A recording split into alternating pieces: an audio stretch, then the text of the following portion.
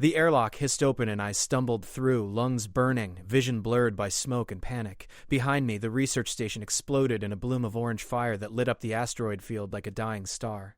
I collapsed onto the metal floor, gasping, coughing, tasting copper and ash. My hands shook as I slapped the emergency seal button. The door slammed shut just as debris peppered the outer hull with sounds like hail on tin. I lay there, chest heaving, unable to process what had just happened. One moment I'd been cataloging mineral samples in Bay 7. The next, alarms were screaming, and Commander Reeves was shouting, "Evacuate, evacuate, evacuate," through the intercom before his voice cut off mid-word. I'd run. Everyone ran. I didn't know if anyone else made it out. The floor beneath me was wrong. Too smooth, too warm. The lighting had a purple tint I'd never seen on any human vessel. I pushed myself up on shaking arms and looked around. The corridor stretched in both directions, walls curved and organic-looking, covered in patterns that might have been decorative or might have been writing. No safety placards. No directional signs in standard, nothing remotely familiar. This wasn't a rescue shuttle. This wasn't even human. Footsteps, multiple sets moving fast, coming from both directions. I scrambled to my feet, back pressed against the airlock I'd just come through, nowhere to run. They appeared around the corners simultaneously, tall figures in dark armor that gleamed like beetle shells, moving with practiced coordination. All of them stopped dead when they saw me. I raised my hands. I'm not armed. I'm not a threat. My station was destroyed, and I needed, The closest one held up a hand, silencing me.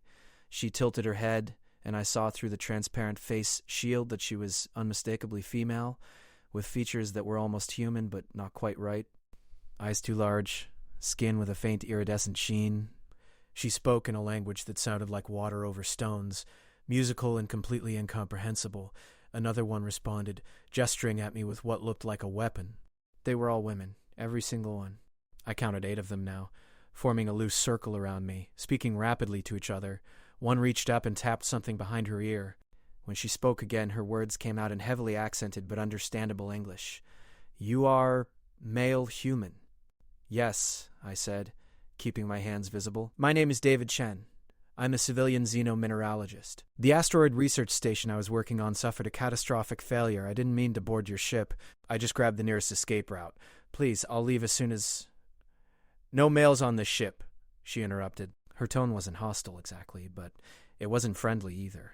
"You have violated sacred protocol. You must come with us now." They moved in before I could respond, gripping my arms with strength that felt like being held by steel cables. I didn't resist. What could I do against 8 armed soldiers? They marched me through corridors that twisted and turned, past rooms where I glimpsed hundreds more women, all in various uniforms, all stopping to stare as we passed. Some looked shocked. Others, angry. None looked pleased. We entered a vast chamber that took my breath away. The ceiling stretched up impossibly high, covered in bioluminescent patterns that pulsed like a heartbeat. Massive pillars rose from the floor, carved with intricate designs, and at the far end, on a raised platform surrounded by more armed guards, sat a throne. The woman who occupied it was magnificent and terrifying in equal measure. She wore armor that looked grown rather than forged, black and silver fitted perfectly to her tall frame. Her hair fell in waves of deep purple past her shoulders. Her eyes, when they locked on mine, were the color of molten gold. The guards forced me to my knees 20 feet from the platform. The woman with the translator spoke, her voice echoing through the chamber. "Your Majesty, Queen Valorex of the Kexteri Third Fleet, we found this male human in the aft airlock corridor. He claimed his vessel was destroyed and he sought refuge here unknowingly." The Queen rose slowly from her throne. She descended the platform steps with movements that were simultaneously graceful and predatory. When she reached me, she stopped, looking down with an expression I couldn't read. "A human male," she said in perfect English, her voice rich and commanding. "On my ship, in my domain." She circled me slowly. "Do you understand what you have done?" "I needed somewhere safe," I said, meeting her eyes despite the fear crawling up my spine. "I didn't know your customs. I'm sorry if I've offended you, but I'm not going to apologize for surviving." The Queen held up one hand and they fell silent immediately. She studied me for a long moment, her golden eyes unreadable. "You have courage," she finally said. "Foolish courage, perhaps, but courage nonetheless." She turned to her guards. "Take him to the isolation chamber. I must consult with the Council of Matriarchs. No one speaks of this. No one approaches him." "Is that understood?" They grabbed my arms again, hauling me to my feet. As they dragged me toward a side exit, I looked back at the Queen. She stood perfectly still, watching me go, her expression carved from stone. The door sealed behind us with a sound like a tomb closing. The isolation chamber was small but not uncomfortable, a sleeping platform molded into one wall, a food dispenser that I couldn't figure out how to operate, a hygiene station that took me 20 minutes of frustrated experimentation to understand, and one small window that looked out onto an endless field of stars. I sat on the sleeping platform and tried to process everything. My station was gone. Everyone I'd worked with for the past 6 months was probably dead. I was trapped on an alien vessel where my mere presence seemed to be some kind of catastrophic violation. And the Queen Valorex, they'd called her, had looked at me like I was simultaneously fascinating and potentially dangerous. Hours passed, maybe a full day. I had no way to tell. The lighting in the chamber never changed. I eventually figured out the food dispenser well enough to get something that looked like gray paste but tasted like spiced vegetables. I ate mechanically, mind racing through scenarios, none of them good. The door opened without warning. A woman entered, older than the guards I'd seen, wearing robes instead of armor. She carried what looked like a medical scanner. 2 armed guards flanked the doorway but didn't enter. "I am Physician Marisol," she said in English, though her accent was thicker than the Queen's. "I must examine you. This is protocol." "Protocol for what?" She didn't answer, just gestured for me to stand. The examination was thorough and clinical. She scanned every part of me with various devices, took samples of blood, saliva, and hair. She asked questions about human biology that were simultaneously basic and oddly specific. Through it all, she maintained a professional detachment that reminded me of doctors everywhere. "Am I sick?" I asked when she finally packed up her equipment. "Am I dangerous to you somehow?" "You are not ill. Whether you are dangerous remains to be seen. But you are definitely a problem." She left before I could ask what she meant. More hours passed. I tried to sleep but couldn't. Every time I closed my eyes, I saw the station exploding, felt the heat of it on my face, heard Reeves's cut-off scream. I paced the small chamber instead, counting steps, trying to keep panic at bay. When the door opened again, it was the Queen herself who entered. Alone, no guards, no weapons that I could see. She stood in the doorway for a moment, studying me with those unsettling golden eyes. "You cannot stay here," she said without preamble, "and yet you cannot leave. This is the dilemma you have created." "I don't understand," I said, staying where I was. "Why can't I just leave at the next port? Or you could drop me at any human outpost. I'll disappear. Tell people I died on the station with everyone else." "Because you have seen us," Valorex said, stepping into the chamber. The door closed behind her. "You have breathed our air, walked our corridors, looked upon our sacred spaces. The Kextari have remained hidden from galactic view for 3 generations. We are a legend among the stars, a ghost story told in spacer bars. We have no treaties, no alliances, no official contact with other species. We survive through secrecy and strength." "I won't tell anyone," I said quickly. "I'll swear any oath you want. I just want to live." She laughed, a sound without humor. "Human promises mean nothing to me. But more than that, you do not understand the deeper violation. This is not merely a warship. This is a sanctuary vessel. Every woman aboard has taken vows of isolation from male presence. Some fled arranged marriages. Others escaped persecution on male-dominated worlds. Many come from cultures where women are property. Here they are free. Here they are safe. Your presence threatens that safety in ways you cannot comprehend." I absorbed that, feeling something heavy settle in my chest. "I'm sorry," I said quietly. "I truly am. If I'd known, I would have chosen death over boarding your ship. But I can't undo it now. What happens to me?" Valorex moved to the window, looking out at the stars. In profile, her features were striking, sharp and elegant, like something carved from marble by an artist who understood both beauty and power. "The council is divided," she said. "I'm advocate for your immediate execution. Quick. Painless. No suffering. Just removal of the problem. Others suggest we erase your memories and leave you at the nearest space station with no recollection of us. Still others propose keeping you in isolation for the remainder of our voyage, then releasing you with dire warnings of what will happen if you speak." "What do you propose?" I asked. She turned to face me fully. "I propose that you tell me the truth. Complete truth, hold nothing back. Tell me who you are, why you were on that station, what you know of galactic politics and human expansion. Tell me your fears, your hopes, your secrets. Give me reason to trust that allowing you to live will not destroy everything my people have built. And if I do this, tell you everything? What then? Then I will decide your fate with full knowledge. This is more mercy than you deserve, human. I suggest you accept it. She waited, perfectly still, perfectly patient. A predator allowing prey one chance to prove it wasn't worth the hunt. I took a breath and began to talk. I told her everything. My childhood on Earth, unremarkable and middle class. My fascination with geology that became a passion for xenomineralogy. My years of study, the mounting debt, the desperate search for work that led to the frontier stations. I told her about the team on Asteroid Station Gamma 7, the small crew of 12 scientists and support staff who'd become something like family over 6 months of isolation and shared meals. I told her about the work we were doing, mapping rare earth deposits that might sustain human expansion into the belt. I told her about the alarms, the explosion, the chaos, running through smoke-filled corridors as the station tore itself apart. I told her I didn't know if anyone else survived. I told her I'd grabbed the nearest escape route without thinking, acting on pure survival instinct. And then, because she'd asked for complete truth, I told her about my fears. Fear of dying alone in the void, fear that I'd caused the explosion somehow, made some mistake in my work, fear that I'd never see home again, never have the chance to apologize to my parents for the last argument we'd had before I left Earth, never tell Sarah from the hydroponics bay that I'd been working up the courage to ask her to dinner. Valorex listened to all of it without interruption. She'd moved to sit on the edge of the sleeping platform while I paced, speaking faster and faster as the words poured out. When I finally fell silent, exhausted, she studied me for a long moment. "You grieve," she said quietly. This is good. It means you valued the lives lost. Many males see others as expendable." "Not all men are monsters," I said, more sharply than I probably should have. "I know your people have suffered. I understand why you've chosen isolation. But judging every male by the worst examples is its own kind of prejudice." I expected anger. Instead, she smiled slightly. "You have courage to speak to me this way. Foolish courage, but I find I respect it." She stood, moving to the food dispenser. After a moment of manipulation, proper-looking food emerged. Actual vegetables, and something that might have been grain. She handed me a bowl and kept one for herself. "Eat," she commanded. "You look half-starved."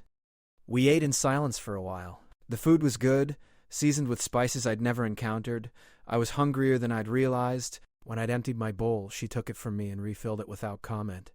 "My homeworld was Kextar Prime," she said suddenly. "A beautiful planet with 3 moons and oceans that shone silver under the binary suns.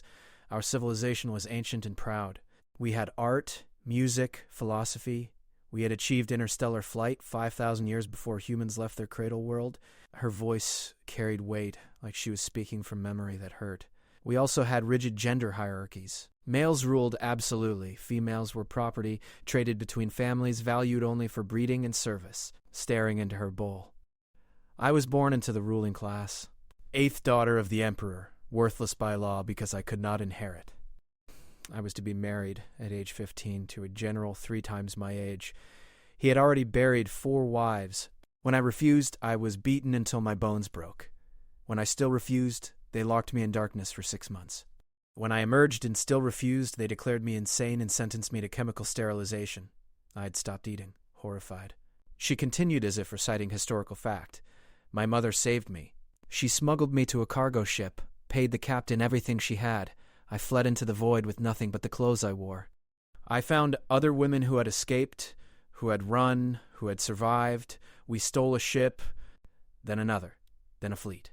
For 60 years I have led my people among the stars, building a society where no woman kneels, no woman serves, no woman is property. 60 years? I stared at her. "You can't be more than 40. "I am 93 of your years," Valorex said. "Kextari live longer than humans and age differently. But I've ruled this fleet for 6 decades, David Chen. I have built something precious and fragile, and now you are here, threatening it simply by existing." I set down my bowl carefully. "I understand better now why I'm such a problem. But I need you to understand something too. I'm not your emperor. I'm not the general who terrorized you. I'm just a man who studies rocks and wanted to survive. You've built something beautiful here, something important. I won't threaten it. I can't undo my presence, but I can promise you absolute silence about it. Promises, she said dismissively. But her expression had softened slightly. Tell me, David Chen, who studies rocks, if I allowed you to live, to eventually leave this ship, what would you do? Where would you go? I don't know, I admitted. I have no station to return to. No job. I'd need to start over somewhere. Maybe inter-colony worlds. Somewhere quiet where I can work and try to forget all of this. You would forget us? Something in her voice sharpened. Forget the women who have survived impossible odds? Forget the civilization built on principles of equality and freedom? No, I said quickly. I'd never forget this. How could I? But I would honor your secrecy. Your story isn't mine to tell. The council meets at dawn. Our dawn by ship time. That gives us 6 hours. I will return then with their decision and mine. Until then, rest, gather your strength. You may need it. You asked earlier what I proposed. I told you I proposed learning the truth. But what I did not tell you is that I also proposed something radical. Something the council hates. Something that may get us both killed. What? I asked. Her golden eyes met mine. I proposed we keep you. Not in isolation, not as a prisoner. As a member of this crew? The first male to serve aboard a sanctuary vessel in our entire history? A test, David Chen. A test of whether your words about equality and respect have any truth to them. A test of whether we have become so hardened by our past that we cannot recognize an individual who means us no harm. That's why the council wants to kill me. Among other reasons, she agreed. But yes, some see you as a threat. Others see my proposal as betrayal of everything we stand for. And perhaps they are right. Perhaps I have grown tired of running, tired of hiding, tired of defining ourselves solely by what we fled. Or perhaps I am simply curious what manner of man tells truth even when lies might save him. She opened the door. 6 hours, David Chen. Prepare yourself. The door sealed behind her, and I was alone again. But the chamber felt different now, less like a cell, more like a crucible where something was being tested that I didn't fully understand. I lay on the sleeping platform and stared at the ceiling, thinking about impossible choices and a queen who had survived horrors I couldn't imagine, wondering if I would live to see another sunrise. I didn't sleep. How could I? Instead, I replayed the conversation, analyzing every word, every pause, every shift in Valorex's expression. She'd shared her story with me, revealed pain that clearly still haunted her. That meant something. Or maybe it meant nothing. Maybe it was a test I'd already failed without knowing it. The door opened exactly 6 hours later. Not Valorex this time. A different woman, shorter than the others I'd seen, with silver hair despite a young face and eyes like chips of ice. She wore robes similar to the physician's but in deep crimson. I am Counselor Theraman, she said coldly. You will come with me. The council has reached its decision. 2 guards flanked her, weapons clearly visible. I stood slowly, keeping my hands visible and non-threatening. They marched me through corridors that seemed even more crowded than before. Hundreds of women stopped what they were doing to watch me pass. I saw expressions ranging from curiosity to outright hatred. One young woman, barely more than a girl, actually spat in my direction. A guard moved to intervene, but the Raymond waved her off. Let them express their feelings, she said. They have earned that right. We entered a different chamber, smaller than the throne room, but still impressive. A semicircular table dominated the space, with 12 chairs, occupied by women of varying ages, all wearing the crimson robes. Valorex sat at the center, elevated slightly above the others. She didn't look at me as I was positioned in the center of the semicircle. Theraman took her seat, and the last guard retreated to the door. I stood alone, surrounded by judgment. David Chen, Valorex said formally, you have been examined. You have been questioned. The Council of Matriarchs has deliberated your fate. We will now hear their positions. She nodded to the woman on her far left. The counselor stood. She was ancient, face lined with age, but her voice was strong. I am Counselor Vexara, eldest of this council. I have lived 127 years. I have seen empires rise and fall. I have witnessed atrocities that would break stronger souls. And I say this human must die, not because I hate him personally, not because I believe he intends harm, but because what we have built here is too precious to risk. One breach in our protocols leads to another. One exception becomes a precedent. He must die so that thousands of women remain safe. Another rose immediately. I am Counselor Marisol, mother to the physician who examined him. I propose memory erasure. We have the technology. We can remove all recollection of this ship, this crew, this encounter. We can deposit him at a neutral station with manufactured memories of his escape. He lives. Our secret remains safe. Everyone survives. A third stood, younger than the others, anger radiating from her. I am Counselor Lidavine, and I say both proposals are cowardice. If we kill him, we are no better than the males who murdered us for disobedience. If we erase his mind, we commit violation of the highest order. I propose we keep him in isolation until we can verify his story, confirm he is no threat, and then release him with warnings. If he speaks, we hunt him. If he remains silent, he lives free. More counselors stood, each proposing variations on the same themes: execution, isolation, deportation with threats. The debate grew heated, voices rising, arguments cutting across each other. Through it all, Valorex remained silent, watching, listening, her expression unreadable. Finally, Theramine stood and the chamber fell quiet. We have heard all proposals except one. Our queen has made a suggestion so radical, so fundamentally opposed to our core principles, that I almost refused to bring it before this council. But she insisted. So I will state it plainly, and then we will vote. She turned to face me directly. Queen Valorex proposes we keep you aboard as a crew member. Not a prisoner, not a test subject, an actual member of our society with duties, rights, and freedoms. She proposes we determine through direct observation whether a male can exist in our midst without disrupting the sanctuary we have built. Counselors shouted over each other, some in outrage, others in disbelief. Valorex let it continue for a full minute before she stood. Silence crashed down like a physical force. You have all spoken, she said quietly. Now hear me. I am not proposing this lightly. I know what I am asking.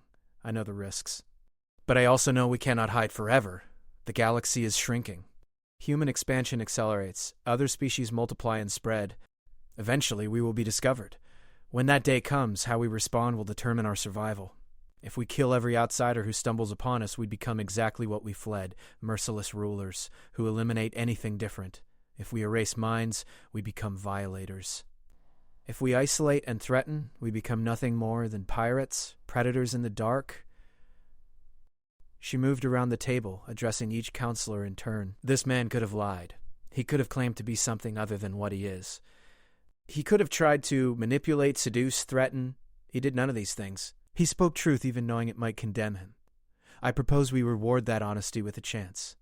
A single chance to prove that perhaps, not all males are monsters. And if he fails? Vexazara demanded. If he proves dangerous? If his presence disrupts crew morale? If women begin to leave because they no longer feel safe?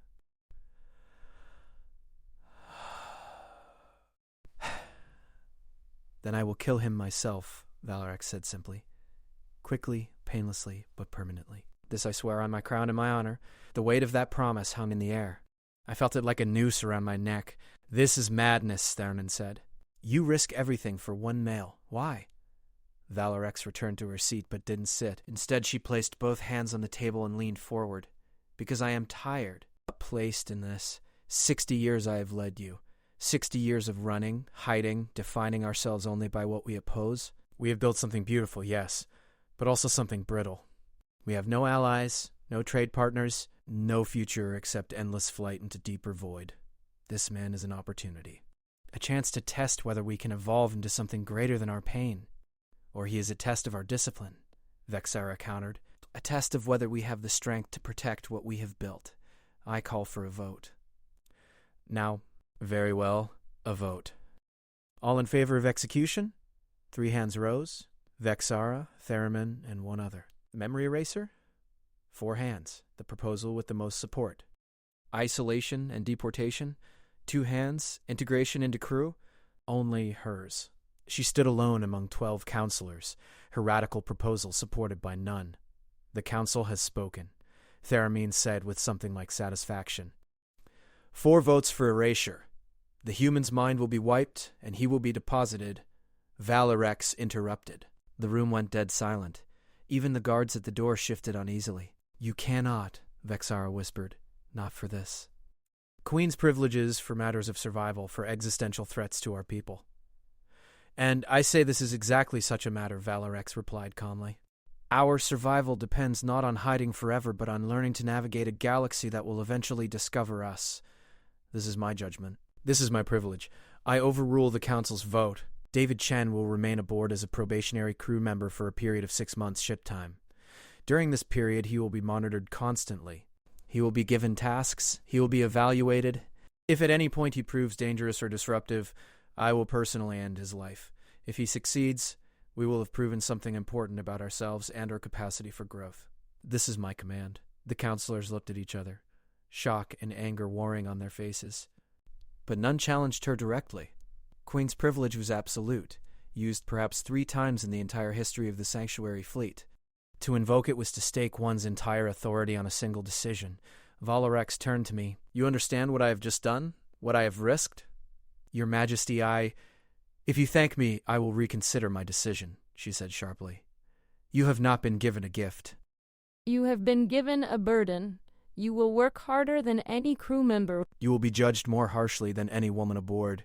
You will have no privacy, no rest, no tolerance for error. You will prove every single day that my faith was not misplaced. Do you accept these terms? I straightened my spine despite the exhaustion, despite the fear. I accept. Guards, take him to Physician Marisol. She will conduct a full medical integration and assign him living quarters. Counselor Ledavine, you will oversee his work assignments. Counselor Mirazal, you will manage his monitoring protocols. This council is dismissed. As the guards moved to flank me again, Valarex caught my eye one last time. Her expression was complex. Determination, worry, and something else I couldn't quite identify. Then she turned away, and I was being marched out of the chamber into a future I could never have imagined, aboard a ship of women who had every reason to hate me, led by a queen who had just bet everything on the possibility that I might prove her faith justified. The real test, I realized, was just beginning. The medical bay was pristine and unsettling. Equipment I didn't recognize lined the walls, glowing softly with bioluminescent displays. Marisol worked efficiently, explaining nothing, her movements precise and clinical. She injected me with a series of vaccines against Kextari pathogens, implanted a translator chip behind my ear that would allow me to understand and speak their language fluently, and fitted me with what she called a biomonitor, a thin band around my wrist that tracked everything from heart rate to stress hormones. The Queen and senior officers can access this data at any time, she said, tightening the band until it felt like a shackle. If your stress levels spike inappropriately, if your hormone balance suggests aggression or deception, if anything indicates potential danger, you will be detained immediately. Understand? I understand. She studied me with those 2 large eyes, her expression softer than it had been during the first examination. My daughter, Mirasol, voted to erase your mind. She believes it would be kindest. I am not certain she is wrong. Your queen believes differently. Our queen is brilliant and brave and has kept us safe for longer than you have been alive, Marisol said, but she is also gambling with thousands of lives. If you fail, David Chen, it will not be just you who pays the price. It will be her. Remember that when the work gets hard. Remember that when you are tired and frustrated and want to quit. You carry her reputation on your shoulders now. She handed me a bundle of clothing. A simple gray uniform similar to what I'd seen maintenance crew wearing. Dress. Someone will collect you shortly. The uniform fit reasonably well, though it was clearly designed for a female body and pulled awkwardly across my shoulders. When I emerged from the changing alcove, Counselor Litavin was waiting. She was the one who'd argued against both killing and mind-wiping me, the youngest counselor. Up close, I could see she wasn't actually that young, maybe 40 by human standards, but something about her energy felt less hardened than the others. I am your supervisor now, she said without preamble. I want you to understand something clearly. I did not advocate for you out of kindness. I did it because I believe in principles. We define ourselves by how we treat the powerless, and right now you are utterly powerless. Killing you would have been easier. Keeping you is a test of our own values. She started walking, and I hurried to follow. Your work assignment begins in Engineering Bay 3. You will assist with mineral processing? I understand you have relevant expertise? Xenomineralogy is my field, yes. Then you will be useful rather than merely an interesting problem. We descended through levels via what looked like an organic lift system, walls contracting and expanding to move us downward. You will work 8-hour shifts.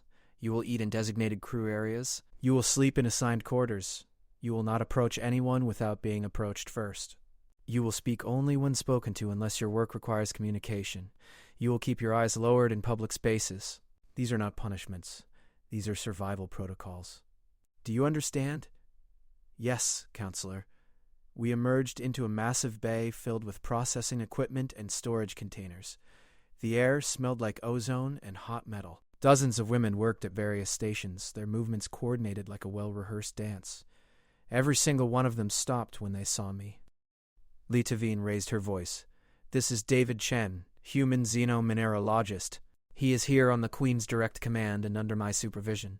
He will be working mineral processing for the duration of his probationary period. You will treat him as you would any new crew member, with professionalism and adherence to protocol. Anyone who has concerns about his presence may submit them through proper channels. Anyone who takes matters into their own hands will answer to me personally. Are we clear? Li Tavine gestured to a woman standing near a massive processing unit, tall and powerfully built, with arms that looked like they could bend steel. This is Chief Engineer Cora Lex. She will be your direct supervisor. Cora, he is your responsibility. Work him appropriately. Wonderful, I've always wanted a pet project. But she jerked her head toward the processing unit. You, come here. Tell me what you see. I approached carefully, aware of the dozens of eyes tracking my every movement. The processing unit was analyzing what looked like asteroid chunks, breaking them down and sorting components into separate containers. I studied the readouts, translating the Kextari script with my new implant. You're processing nickel-iron asteroids with rare earth inclusions, I said, but your separation parameters are set too high. You're losing about 15% of the rare earths to waste contamination. If you adjusted the magnetic field strength and lowered the temperature gradient by 40 degrees, you'd improve yield significantly. Silence. Then Cora Lex moved to the control panel and made the adjustments I'd suggested. The readouts shifted, efficiency numbers climbing. She stared at them for a long moment, then looked at me with slightly less hostility. Huh? She said. Maybe you'll be less useless than I expected. These are your responsibilities. She launched into a rapid explanation of processing protocols, safety procedures, and quality standards. I absorbed it all, asking clarifying questions when necessary, very aware that I was being tested. The work was actually familiar, similar enough to what I'd done on the research station that I fell into it naturally, processing minerals, optimizing yields, troubleshooting equipment malfunctions. Cora Lex watched me for the first hour, then gradually backed off as I proved competent. Other crew members remained distant but stopped actively glaring. 4 hours into my shift, a young woman approached my station. She couldn't have been more than 20, with nervous energy and hands that twisted together anxiously. I am Celery, she said quietly, glancing around to make sure no one was close enough to overhear. I wanted to say, I think what the Queen is doing is brave. Not everyone here agrees, but some of us understand. We cannot hide forever. Thank you, I said, keeping my own voice low. That means more than you know. Be careful, she warned. Not everyone is as open-minded. Some of the crew, she trailed off as Cora Lex approached, and quickly returned to her own station. The shift ended and I was exhausted in a way that had nothing to do with the physical work. Mental exhaustion. Emotional exhaustion. The constant awareness of being watched, judged, measured against impossible standards. A guard I didn't recognize escorted me to my quarters, a small room barely larger than the isolation chamber, with a sleeping platform, storage locker, and a tiny hygiene station. Food will be delivered to your quarters for the first week, the guard said. After that, if you have caused no incidents, you may eat in common areas under supervision. The door sealed and I collapsed onto the sleeping platform, every muscle aching. I'd survived one day. Only 182 more to go before my probationary period ended. The weight of it pressed down on me like a physical thing. Sleep came hard, but eventually dragged me under. I dreamed of explosions and golden eyes, and a queen who had bet her crown on a man who studied rocks. The days blurred together into a rhythm of work, isolation, and constant observation. I woke each morning to food delivered by silent guards. I worked 8-hour shifts in Engineering Bay 3, gradually improving processing efficiency until Cora Lex grudgingly admitted I knew what I was doing. I returned to my quarters under escort, ate alone, and slept fitfully. But slowly, incrementally, things shifted.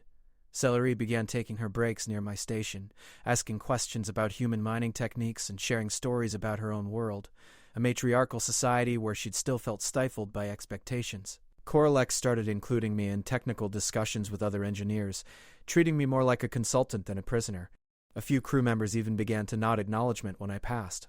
Not everyone warmed to my presence. I'd see groups of women stop talking when I approached.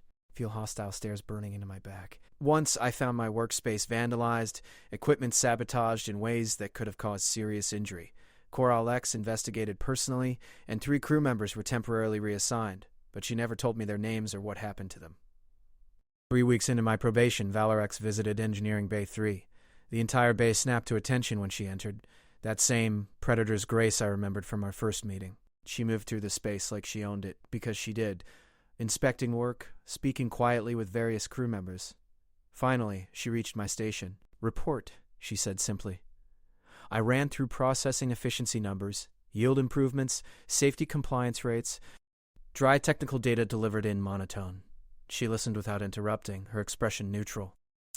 "You have increased our rare earth processing by 19%, she said when I finished. "Chief Engineer Coral X informs me this has significantly enhanced our resource stockpile. Well done." "Thank you, Your Majesty." "How are you managing?" "Truthfully." "It's hard," I admitted, matching her quiet tone. "Harder than any work I've ever done." Not the job itself. The constant awareness that one mistake, one misinterpreted gesture, one moment of frustration could end everything. I feel like I'm walking a tightrope over an abyss. "Good," she said. "That awareness will keep you sharp. The moment you become comfortable is the moment you become dangerous." She started to turn away, then paused. "The council meets in 2 days to review your progress.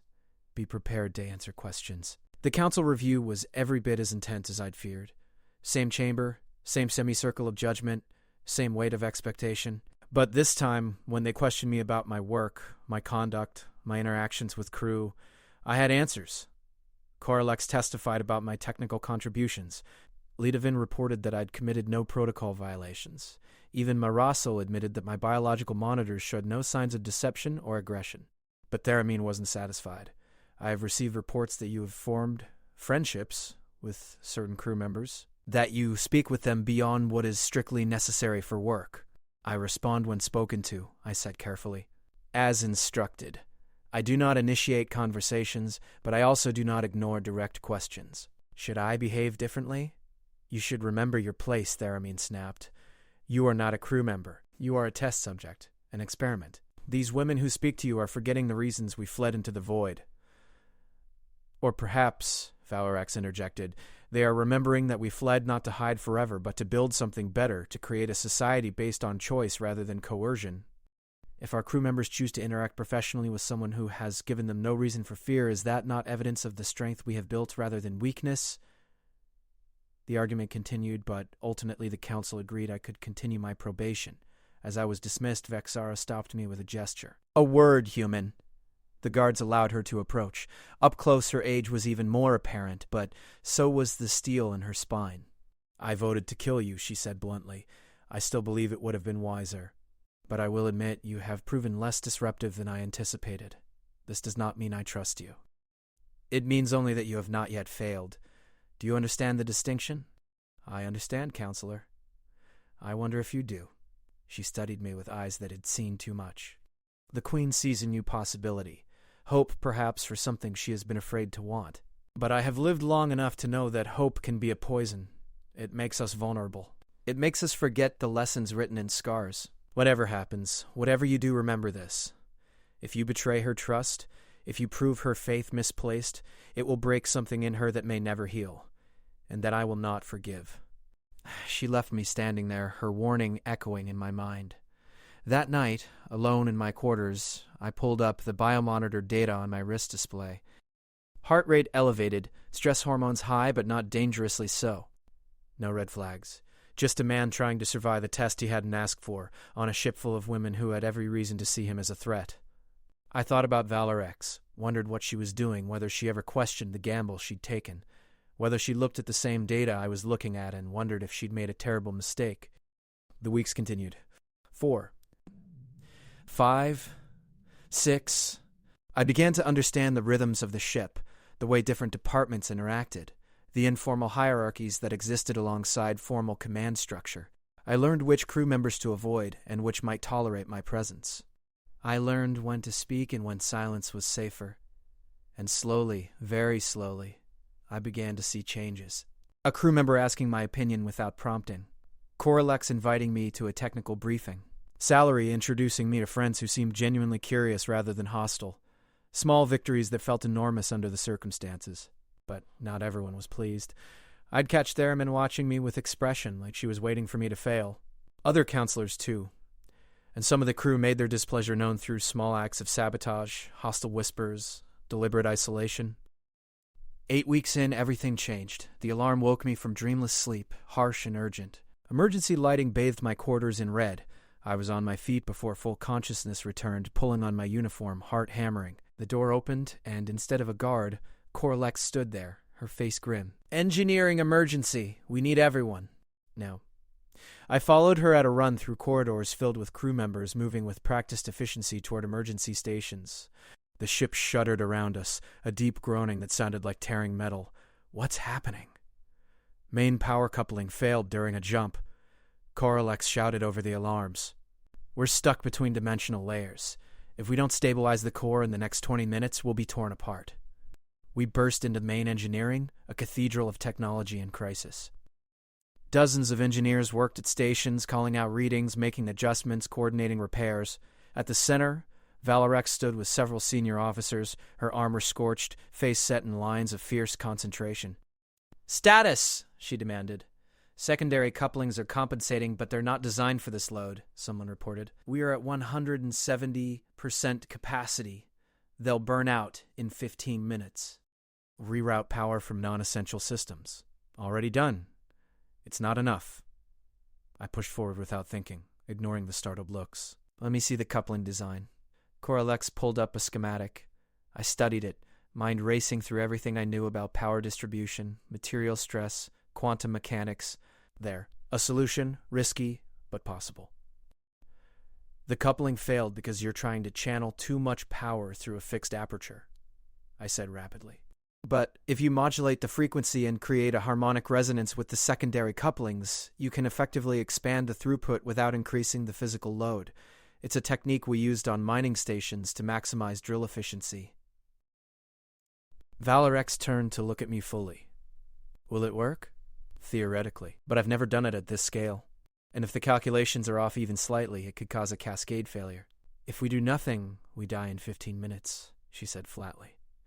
If we try your solution and it fails, we die slightly faster. Corlex, can it be done? The chief engineer was already running simulations. The math works. It's insane, but it works. We'd need to coordinate frequency adjustments across all secondary couplings simultaneously. Perfect timing, or we risk harmonic interference. How many engineers do you need? 6. And they'd need to trust each other completely. Valorex looked around the bay. Corlex, you coordinate. Choose your team. Do it now. Corlex didn't hesitate. Savary, Maratak, Vexini, Latasser, Kiravan, and... She locked eyes with me. Chen, you're with us. The next 12 minutes were the longest of my life. We each took a coupling station, linked our systems, and began the delicate work of modulating frequencies in perfect synchronization. Corlex called out adjustments, and we implemented them with fractions of a second timing. One mistake, one hesitation, and we'd all die. I'd never worked so closely with the Kextari before, never felt the strange mental connection that came through their engineering systems. It was like I could sense the others, feel their focus, their determination, their trust that we would get this right because failure wasn't an option. Frequency alignment at 70%, Corlex called. Increase resonance by 0.3 Hz on my mark. 3, 2, 1, mark. Alarm screamed. Then, suddenly, everything smoothed out. The groaning stopped. The shaking ceased. The emergency lighting gave way to normal illumination. Core stabilized, someone reported, voice shaking with relief. We're back in normal space. Power systems nominal. The engineering bay erupted in cheers. Crew members hugged each other, laughed with the manic edge of people who just escaped death. Corlex pulled me into a crushing embrace that drove the air from my lungs. You insane, brilliant human, she said, grinning fiercely. That was the stupidest, most beautiful piece of engineering I've ever seen. Valorex approached, and the celebration quieted. She looked at me, then at Corlex, then at the team of engineers who'd just saved the ship. Well done, she said quietly. All of you. You have my gratitude and the gratitude of every soul aboard this vessel. She placed a hand on my shoulder the first time she'd touched me outside of that initial encounter. particularly you, David Chen. You saw what we could not and offered a solution that preserved thousands of lives. This will not be forgotten. Later, after the emergency crews had finished their work, after systems were checked and double-checked, after I'd finally been escorted back to my quarters, I sat on my sleeping platform and shook, delayed reaction setting in. I'd almost died. And in those crucial minutes, I hadn't been a test subject or a probationary crew member or a male invading female space. I'd been an engineer solving a problem alongside other engineers. The door chimed. I opened it to find Valorex standing there, alone, her armor replaced by simpler clothing. May I enter? It's your ship, Your Majesty. For a moment, we just looked at each other. Then she sat on the edge of my sleeping platform, suddenly looking tired in a way I'd never seen. The council is meeting tomorrow, she said. Theramin has called for an emergency session. She intends to argue that your involvement in today's crisis proves you are dangerous, that you are inserting yourself into critical systems where you could cause catastrophic damage. I know, and so does everyone who was in that engineering bay, but fear makes people see threats everywhere. She rubbed her face. I wanted to tell you personally, before you hear it through other channels. Whatever happens tomorrow, know that what you did today mattered. You proved something important. What did I prove? That competence and courage transcend gender?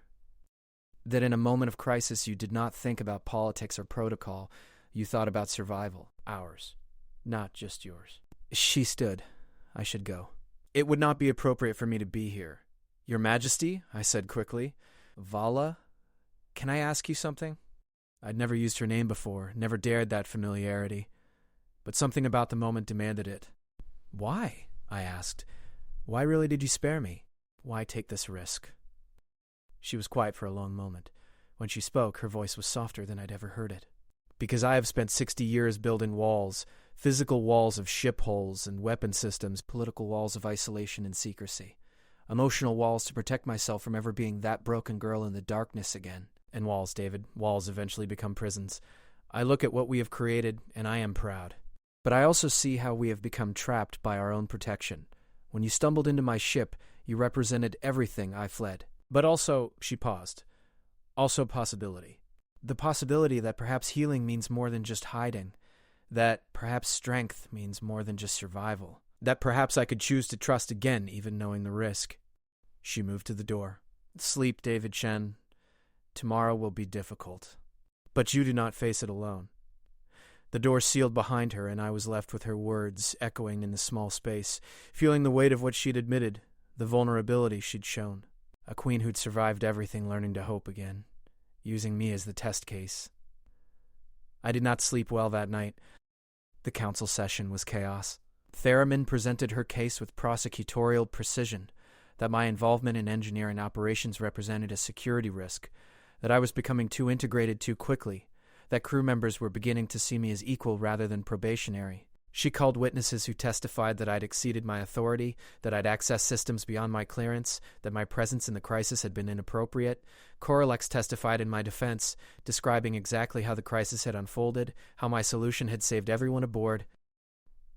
Celery spoke about my consistent professionalism and respect for protocols. Even Marisol admitted that my biological data showed no signs of deception or malicious intent. But the council was divided. Some saw heroism. Others saw clever infiltration. The debate raged for hours, positions hardening, voices rising. Finally, Valorex stood. Enough, she said, and silence fell. I hear your concerns. I acknowledge the risks. But I also recognize results. David Chen has been aboard this ship for 8 weeks. In that time, he has improved our resource processing, saved this vessel from destruction, and given no indication of hostile intent. Yes, he exceeded strict protocols during the crisis. So did every engineer in that bay. That is what emergencies demand. I will not punish initiative that saved lives. You risk everything for him, Theramin said. Why, what is he to you that you would stake your authority repeatedly?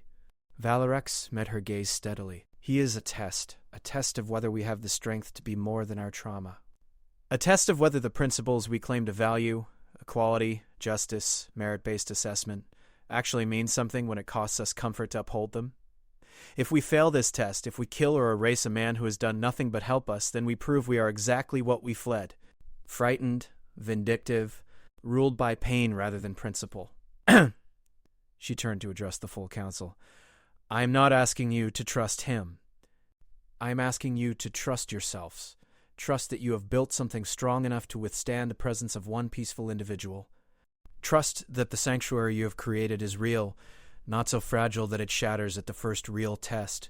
If you cannot trust that, then perhaps we have failed already. The vote, when it came, was closer than before. 7-5 in favor of continuing my probation. Valorex had won, but barely. As the council dispersed, I saw the cost in her face. The political capital spent, the relationship strained, the authority challenged. Vexara stopped me as I was leaving. "You have 3 months remaining," she said. "The Queen has defended you twice now. There will not be a third time. If you value her at all, you will give the council no further reason to question her judgment. Do you understand?" "I understand, Counselor. I wonder if you understand what you represent to her. Not just a test. Not just a principle, but hope. Hope that perhaps the galaxy she fled into has changed, that perhaps isolation was necessary but not permanent. That is a dangerous thing to be, David Chen. Hope can kill as surely as any weapon." She left me with that thought, standing in the corridor, aware once again of eyes watching, judgments being made, a queen who had bet her crown on a man who just wanted to survive. The final 3 months would determine everything.